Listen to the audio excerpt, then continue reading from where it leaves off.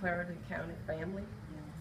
Lord, each of us can use stronger love in our hearts. Give us a clear mind to do what we know is right. Lord, please guide our mind, guide our thoughts, guide our hearts. And Lord, help us to know that this world is a collective body of many different personalities, many different nationalities.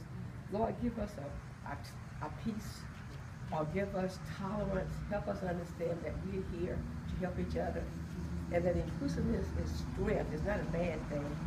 Lord, please continue to guide our minds, continue to guide our hearts, and just help us realize, Lord, that this world cannot continue as it is. We need world peace. We need it to begin within ourselves. Each of us can grow stronger. Each of us need to realize that there's a power that is stronger than we are.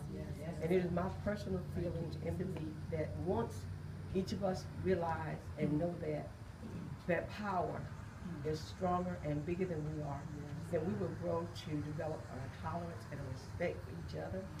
Lord, I can just praise and thank you all day, but I'm just going to make it short and sweet and say that if we were to have more love in this world, then some of the things that we're experiencing today will not happen. I'm going to ask a special prayer, Lord, upon those families of those officers that were gunned down, and for all the other individuals that were justly cut short in life. So Lord, just guide our hearts and our minds to help us do what we know is the right thing to do. And again, Lord, I just want to ask of you to please give us world peace and world love. Thank you. Amen. Amen.